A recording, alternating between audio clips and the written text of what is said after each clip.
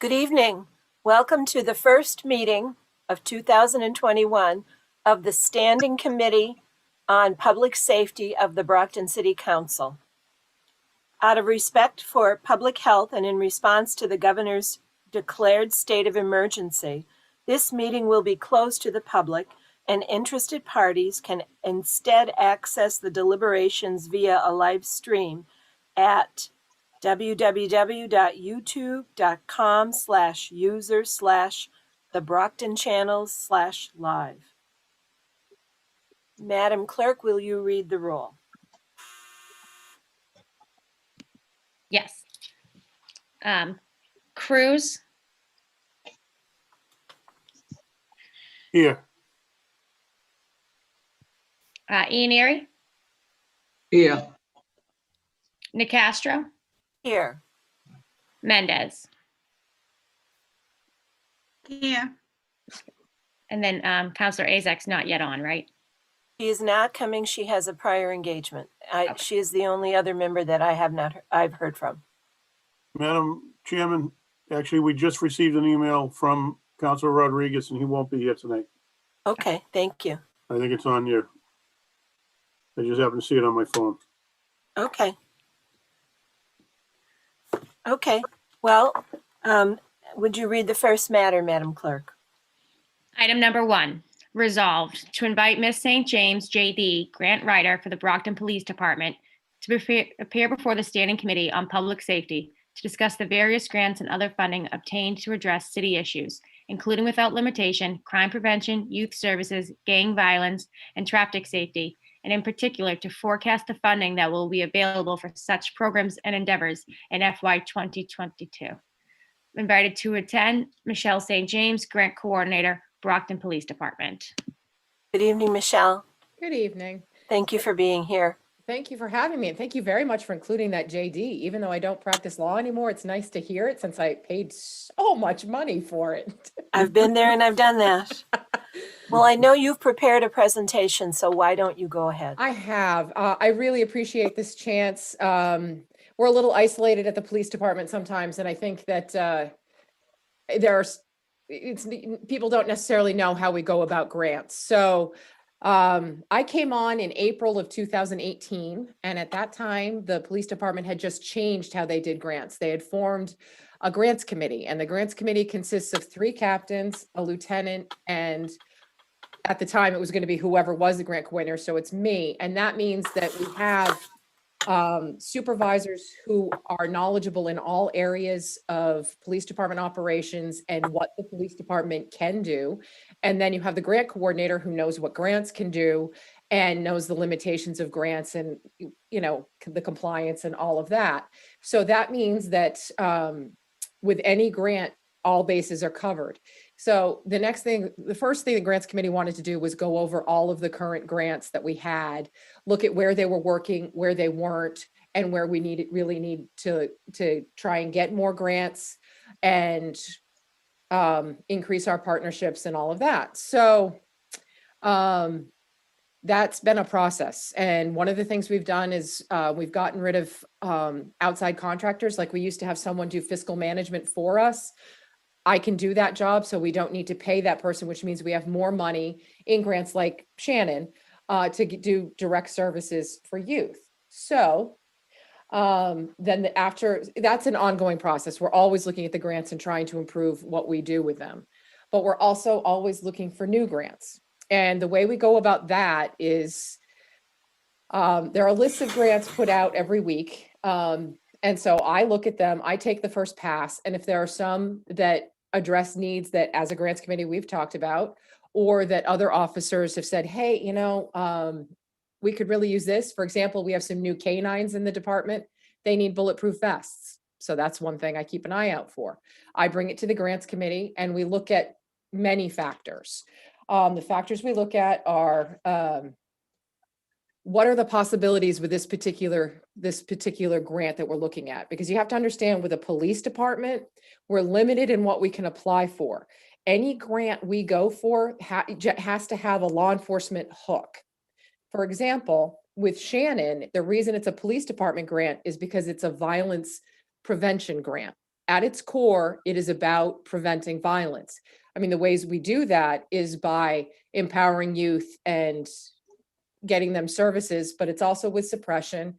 And at its core, it is with a violence intervention group, AKA Safe Corners. So that is why it's a law enforcement grant. So there are a lot of grants that we just can't apply for. So the ones that we can, we look at, we say, what are the possibilities? Who will be helped? What is the probability that we will be successful with our particular strategy? And then we have to look at financially, is there a match requirement? If there is, then that's when we talk to Captain Williamson with the budget, we talk to finance, we find out, is this a possibility? Is this something we can do? And then we have to look at, does the police department have the capacity to do the activity? We're chronically understaffed, and so that is always a concern. Can we do what we want to do without it taking away from the services that we have to provide every day? And so then we look at, okay, especially with the community-based grants, who can we partner with? Who in the community is good at whatever this grant is about? So, for example, in 2019, when we applied for the victim assistance grant, to get a victim advocate on staff, we had to look at, okay, is there someone we can partner with who can help provide services? And so we looked around, and Family and Community Resources already does advocacy work, just not in a law enforcement forum. And so we were able to contract with them to provide some services to domestic violence victims so that we can immediately refer out and make sure that people are getting the services that we're trying to get them. So then we also have to look at, is what we're going to do, or is the person we're going to partner with, are we duplicating an existing program? This has come up in Shannon a few times, where we want to partner with someone, but they're already being funded for the exact same program somewhere else. And in the Shannon application, we have to do a collaboration with other organizations section. And so that's where we have to show that we're collaborating, but not duplicating. And so we were heartbroken this last time around because we met with an organization that we loved, absolutely loved them, but they wanted funding for a program they wanted funding for the same program that was already being funded elsewhere. So we couldn't offer them funding for that. So we offered them some seed money for a little startup they had mentioned in the meeting. It didn't fit what they were doing to take it. So unfortunately, we didn't get to partner with them. But that's just, there are so many factors that go into it. Now, in terms of the grants that we have, what we look for, we're always looking for equipment grants. For example, we get this, this year we were awarded $40,000 in an equipment grant, and we've gotten versions of this grant the last couple of years, and we keep using it for radios because most of our officers are using obsolete analog radios. So we're trying to get them all digital radios so that they can communicate not only with each other properly, but with jurisdictions that have already gone to this, what's called P25 certified technology, and we can't communicate with them. So that's one of our biggest priorities. It's just there aren't that many grants for equipment. We also look for grants that will help sustain programs funded by grants that we know are going to end. Again, our victim assistance program, that only goes until 2022, until September 30th, 2022. So we're already looking for funding so that we can keep that going, because that is a wonderful resource for victims in the community. And we've never been able to have a victims program before. And it's just, the response has been incredible. And then there are the vulnerable populations, obviously youth. They are one of our most vulnerable populations, and we're lucky enough to have Shannon. I mean, when I came on, we had very few partners and we only had, $290,000. Now we're spending over $623,000, and that's direct services to youth. And suppression only makes up $24,000 of that 623. So we're giving $600,000 directly to youth. And we're able to fund police doing outreach to youth, which is huge because we need to build the bonds of the community. We need to build trust between police and youth. Another area we're looking at, we really want to do something with the elder population. We actually applied for a grant last year. We didn't get it, and we were all heartbroken. That's the other problem with grants. You're not going to get them all. And so you get invested, and it's just awful when you don't get it. And we don't talk much outside the department, or even inside the department when we're applying for a grant, just because Brockton is a giant game of telephone. And the second we say we're applying for a grant, all of a sudden it's out there that we've gotten $1 million for something, and it's just not the case. And we're starting to look for things to do initiatives for the homeless. This is a tough one. There aren't a lot of funds out there for police to deal with homeless, even though it is something that police have to deal with. But this is something we're trying to develop some strategies and find grants that fit them. So that's our process. And then managing them, we currently have, I think, 22 grants, and they're all managed in-house by me. So that's another thing. When we're looking at grants, we have to make sure that we will be able to properly manage them, because federal grants, and we have 4 right now, federal grants require a tremendous amount of compliance, and there are big reporting requirements, and you need to be, as with all grants, you just need to be very careful. And we are transparent, and we make sure everything is the way it should be. We're very lucky. We have excellent partners at the state level in terms of funders. I've had site visits, and they've been wonderful. Now, in terms of forecasting, this is where it gets tough. I'll give you an example. Traffic grants. Last year, we had the STEP grant and the traffic enforcement grant. That was $80,000 for traffic enforcement shifts in the city of Brockton. Well, those grants usually are posted September, October. Well, last October, this new grant was put out called Municipal Road Safety. And I said, oh, that's interesting. Is this, a new grant? Is this going to supplement the other two? And it was a completely, this is a grant that replaces both STEP and traffic enforcement, because the state made the decision, and I can't argue with it, that all municipalities should get money for traffic enforcement. It used to be that money went to the municipalities that had the most crashes, and Brockton was one of those. But then they decided that all municipalities should have a shot at some money, and that it should be done by population. So any municipality that has 40,000 or more people can have a maximum of $40,000 for traffic enforcement and equipment. So Brockton gets the same as Worcester and Boston, which is unfair. But anyway, so we went from $80,000 for traffic enforcement last year to $40,000 this year, and we needed LiDAR equipment, so that takes another $8,000. So we have just under $32,000 for traffic enforcement this year. And there was no warning about that. So forecasting is tough. We look out for certain things like Shannon. Last year, when we applied, we were told to keep our number level funded. As long as we had a good enough program, we could expect the same amount of money, but we couldn't ask for more because Shannon itself is level funded. And if when I look at the budget that's been proposed for FY22, and keep in mind, Shannon is a calendar year grant. It runs January through December. So it splits fiscal years, but all of the money is paid out in the first half of fiscal years. For FY22, again, it's level funded. So it's not like we can expect a lot more money for Shannon. So we have to go with what we've got. And the other thing about forecasting is you have to be careful of supplanting, because any grant has to be used for activities that are not part of your normal budget. The only exception to that are the state 911 grants, which are very specific.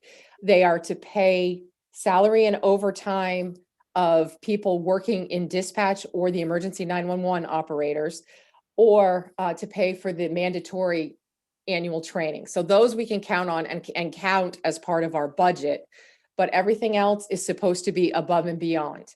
Like our CDBG grant, even though that pays a portion of the salary of 2 officers, those officers cannot be acting as normal patrol officers. They need to be above and beyond what would normally be put out on a 4 to midnight shift.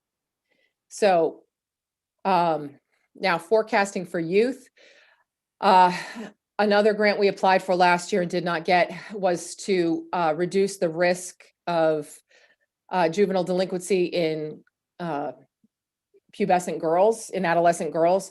We did not get that. So we had wanted to, we were counting on it a little bit. And then when you don't get it, it's a hole in your program.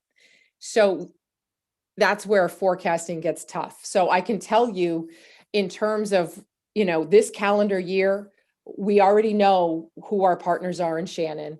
And at some point this summer, I will put out a community request for proposals.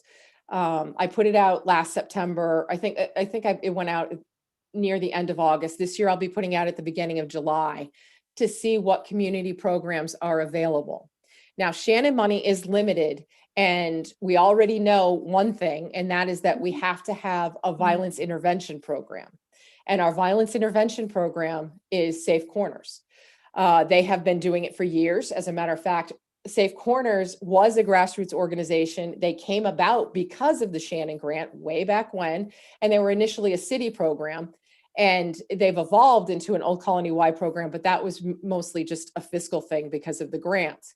And I did want to clear that up just because Mayor Sullivan said on Tuesday night that we don't have a violence intervention and conflict resolution program, but we do. It's Safe Corners. They've been doing it for years. They're all highly trained. The director, Heather Shruhan, is a clinician whose specialty is trauma. I mean, this is what she does, and they're available to do trainings in the community, and they are out there all the time doing conflict resolution and intervening in violent situations. They are extraordinary. And I just want to make sure that the city knows they're out there, because they have been for, I think I'm going to say 15 years now. And they're fabulous. Now, do you have any questions about specific grants or how we plan for specific grants?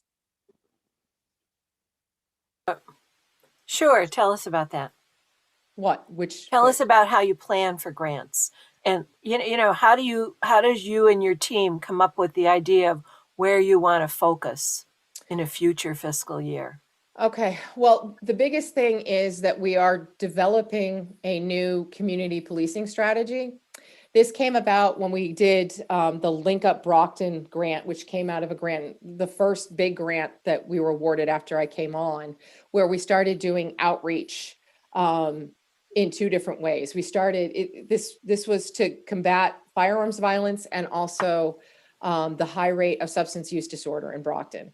And so we do outreach with a recovery coach to go into areas known for high rates of substance use disorder. And we have an officer and recovery coach talk to people who are at risk.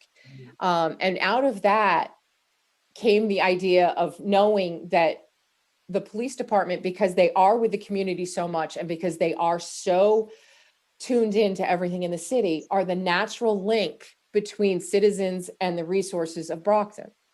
So out of that came what we're calling Brockton Link Up. And that's what we want community policing in the city to look like. Community policing used to be neighborhood based, but we're not really neighborhood based anymore with social media and everything. It's different. So we're looking at Brockton Link Up as sort of a wheel, and we have different spokes. And so we have youth, which we have Shannon and SSYI, and we use a couple of other, grants as much as we can. And then we're on the lookout for other grants, specifically ones that would help. The adolescent girls, I think, they would be a big target for us to try and help, because there's some real risk factors there. But then we also have, like I said, we're really trying to target elder, because we don't do a lot for the elderly at the police department. We haven't had the resources to do it. So that's something we're really looking at. So that's basically, we're looking for grants that can help us link the most vulnerable populations in the city to resources and let us do more outreach and build the relationship that there should be between police and community members. But we're also still looking for things that help us run the department. We're always looking for equipment We have grants that's, well, our JAG grant, that's how we get a lot of equipment for the city, but it's also how we send youth to the Plymouth County District Attorney's Summer Day Camp. So there are certain grants we know come up every year and that we have a good chance of getting, like Shannon, like SSYI. So that's where we do forecast and we think, okay, what do we need? Like for this year in Shannon, we knew from talking to Bridgewater State University, our research partner, that our biggest gap was not having a clinician. Because if you look at ACEs, trauma is a huge risk factor in Brockton's youth. So that's why we added a clinician to this year's Shannon program, because we needed to fill our biggest gap. So we're lucky enough to have help in the form of a research partner to help us find where we need to focus. Another big thing we've tried to focus on was child passenger safety. There's been a state grant where we get 15 or so seats a year, and the need is so great. I'm sure you've driven around Brockton and seen kids bouncing around in the back seat. So that's been a huge focus. And we were lucky enough this year to find a partner in Toyota, so that not only do we have the 76 seats they first gave us, but our event went so well that they're giving us another 76. So that's how we look at it. We try and find someone who can help us do what we need to do. And in this case, it was Toyota and Copeland Toyota, the dealership. And one thing I would say is, if anyone ever sees any sort of grant, if you come across an opportunity, if you come across someone you think we should partner with, just send me an email, give me a call. I am always open to listening. We are always open to listening, and we can see how things fit in. Now, I know you'll tout your successes because, of course, you should. Talk to me about a grant that you went for, or maybe a program that you began that didn't work out, or something that you were disappointed that you didn't have the expected outcome. Well, I mentioned a couple of grants that we didn't get last year. 2020 was rough. We went for 6 federal grants and only got 2. And no, we got 3. I'm sorry, we got 3. And that was hard. But you learn from it, because they send you an evaluation of why you didn't get it. And you also can look and see who did get the awards. And in the ones we were most disappointed in, no law enforcement agency got the awards. So that was eye-opening. But we also saw the biggest problem we had was that we couldn't show how we would sustain the program afterwards. So that's one thing we're trying to look at very hard now, is figure out ways we can show that at least parts of the program can be sustained afterwards, even without funding, by folding things into patrol and that sort of thing. Now, in terms of things that didn't work out, we've had Shannon partners that didn't work out, and it's not necessarily the fault of anyone. It's just, you bring in organizations, including grassroots organizations, you bring them in with the hope that they can provide mentoring that will help the youth, but you also have to rise to the level of state reporting. And you have to show certain things in state reporting. And we had one program that I loved. I thought it was a wonderful program, but it didn't fit Shannon, because Shannon is specifically about keeping kids out of gangs, and the curriculum of this particular program didn't fit that. And so I had to break a program director's heart by saying that we weren't going to fund them again. And it hurts. I mean, that's hard. It's very hard. And you also, you have these high hopes when you craft this program. And then when parts of it don't work, it's rough. Even worse, last year with COVID, we had crafted our entire Shannon program around getting out into the neighborhoods. We were going to be in Old Colony Y community rooms. We were going to be in Boys and Girls Club community rooms in the housing developments. Yeah, that didn't work with COVID. No. I mean, that was our big that was one of our big pushes, is to get the programming to the kids instead of having to get the kids to the programming. And then it all fell apart. So yes, I mean, it is not an exact science. And when things don't work, it is heartbreaking. I Right. enjoy attending your Shannon quarterly meetings, aren't they? Yes. Quarterly? Yes, and I remember being in one last year in May or June, and all your Shannon partners were valiant in their efforts to downshift into something that would, conform to the pandemic's limitations. I got off the call and was just amazed at how hard they tried. They're so dedicated to serving these children. Have you an idea of the number of children and adolescents that are served by Shannon? Yes, there are a couple of different numbers for that. The number that we can report on for last year is 275. The actual number is much higher than that.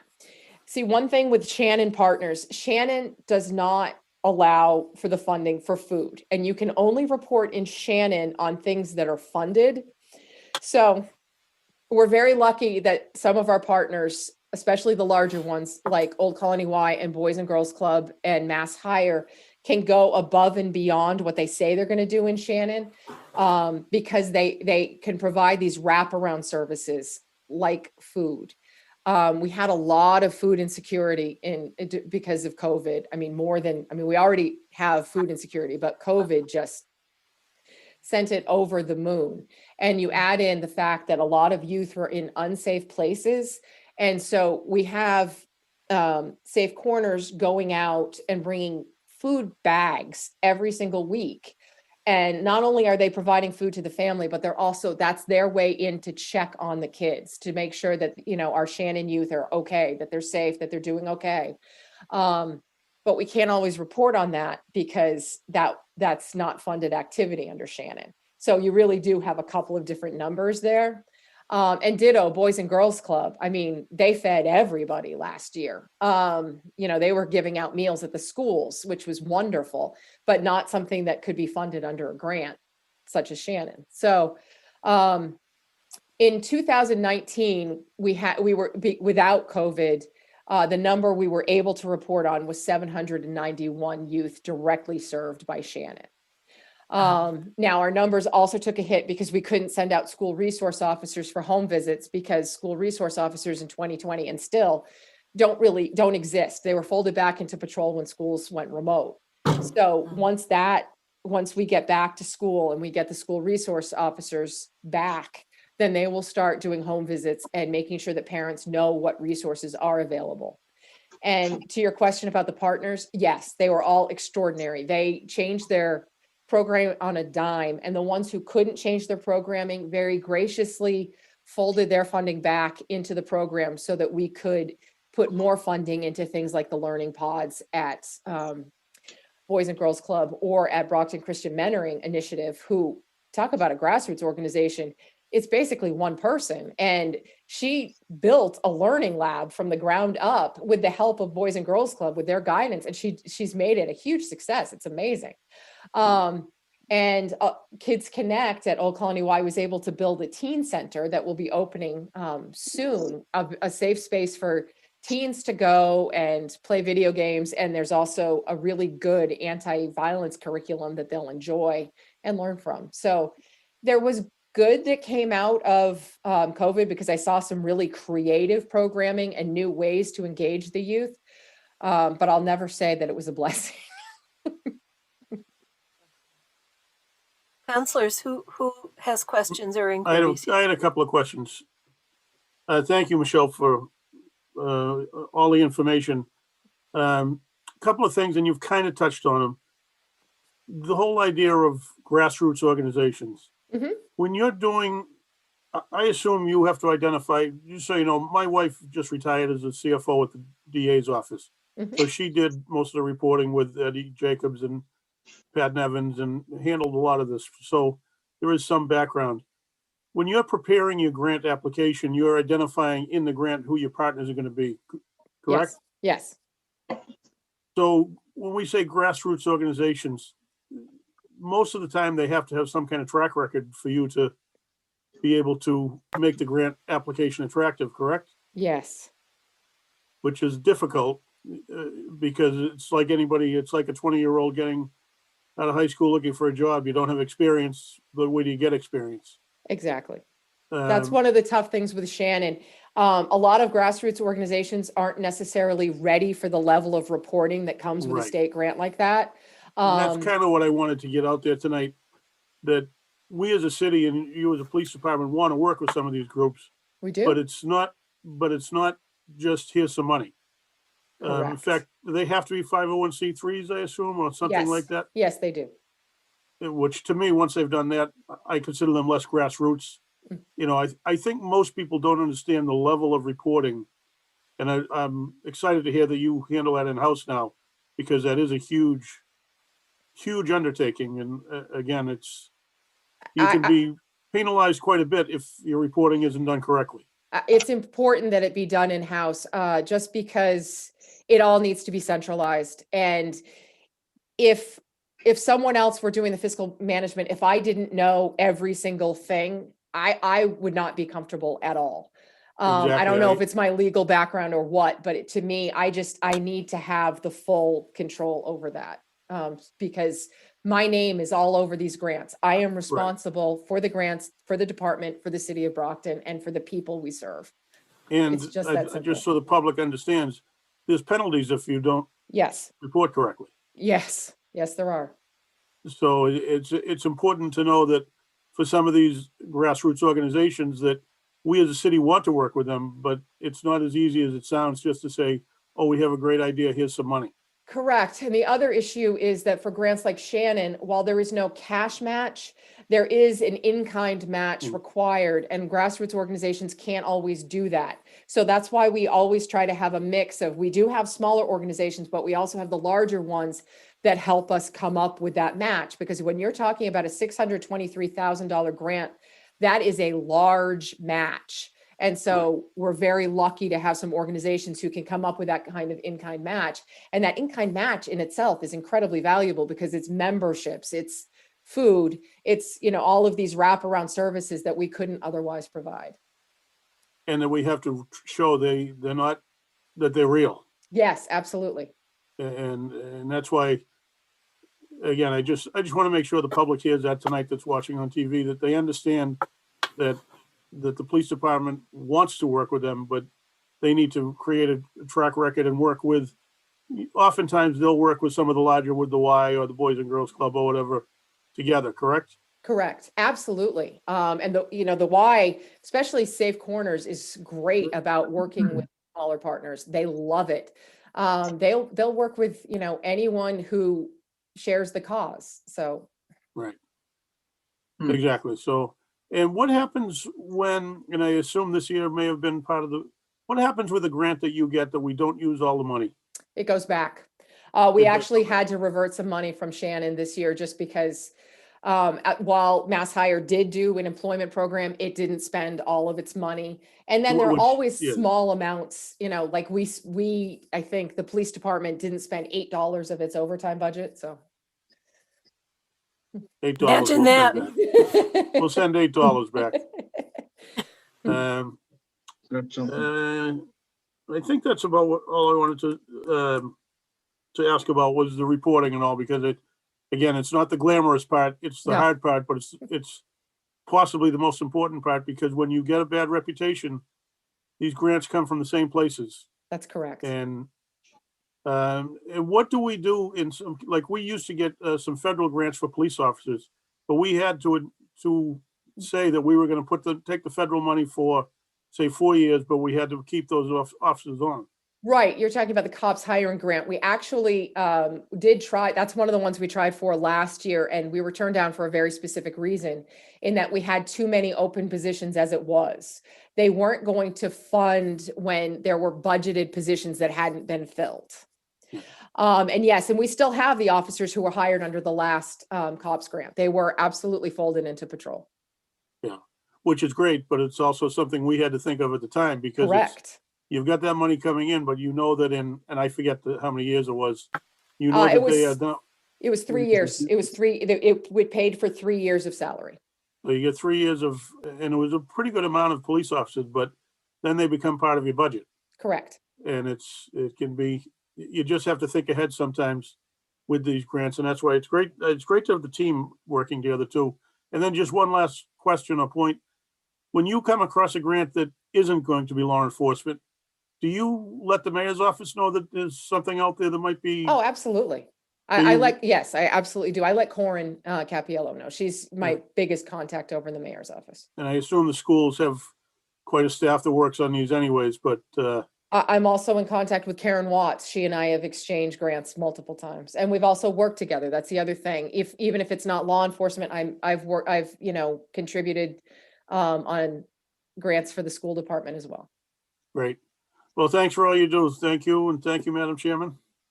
I'm done. You, Counselor Neary, anything from you? Yeah, could she Okay. start all over again? Because I didn't get everything. Can she start all over again? I'm only kidding. Watch the tape. I want to thank you, Michelle, for all that you do. And I know I've talked to you several times on different couple of grants as well, but I know all that you do there, and we appreciate it because you definitely, somebody that has to be in a position like that. And I've always said over the years, I wish we had a few more people that were doing some grants, even more so on the city side. I don't know, I just have a strong feeling that there's monies around to do things that we need done, even especially when it comes to streets and some of those things. I wonder, can we go and chase money out of Washington to bring back things that, can be available for us to work with to do in our new streets. New streets is public safety as well.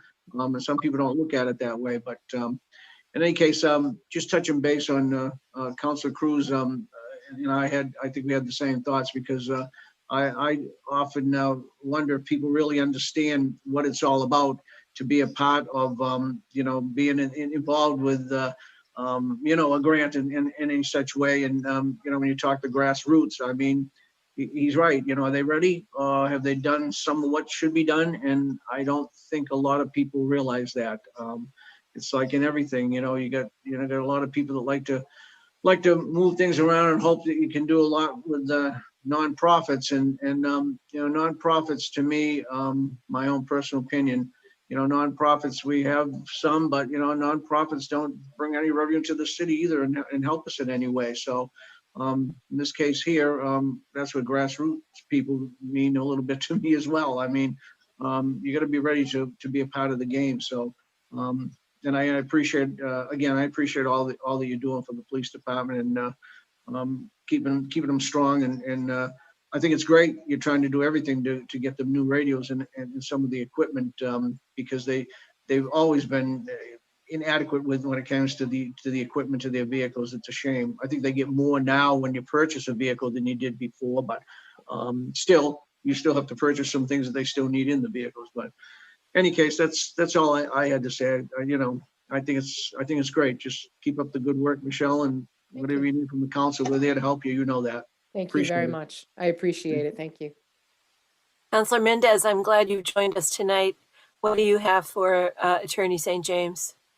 Yes, hi, thank you. It's a pleasure to be here tonight. I actually found it very enjoyable because I'm still learning about all of these different programs that we have no idea that the city offers. But what I wanted to ask you, on the state website under the Shannon's program, it gives a very good brief and review of what the program does. So I printed the one for Brockton, and the most fascinating because it gives the 5-year trend for young kids between 10 and 24, and just the number. So it does say that simple assault in Brockton declined by 11%, that aggravated assault declined by 25%, and robbery in Brockton declined by 50% among these young kids.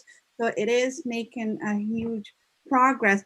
But do you know when the 2020 data is going to come out so we can see for last year? Because this is I have it right here. This is for the 20.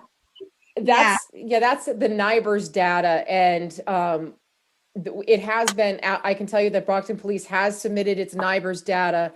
I'm not sure when they're going to put out that particular report, but I can certainly look into getting the numbers for you from the Brockton Police Department and email them to you. That would be perfect because I think this is great. It's awesome to have. So that way we can at least broadcast and let people know that it is decreasing, it is improving, it's getting better. And just the fact that you have all of these young kids involved in these programs is awesome. Then another question that I had for you, you did say that it's hard to get grants for equipment. And as you know, this year we just passed the ordinance for the noise ordinance. And it's going to require the equipment that the Brockton Police is going to have to buy in order to measure how loud.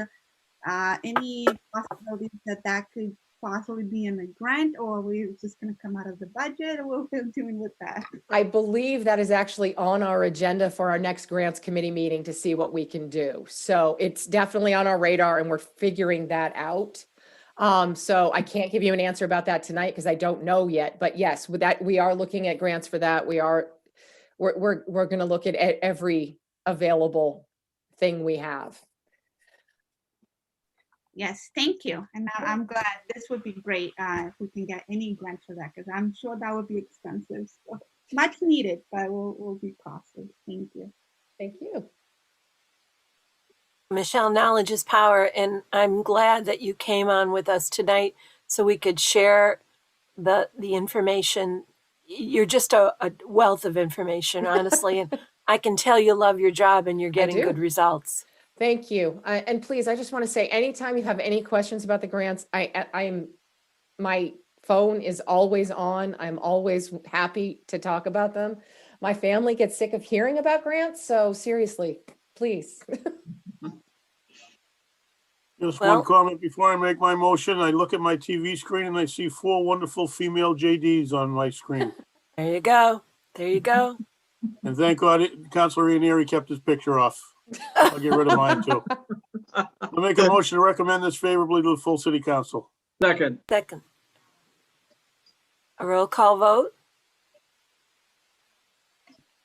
Cruz, Yes. Ianieri, yes. Nicastro, Yes. Mendez.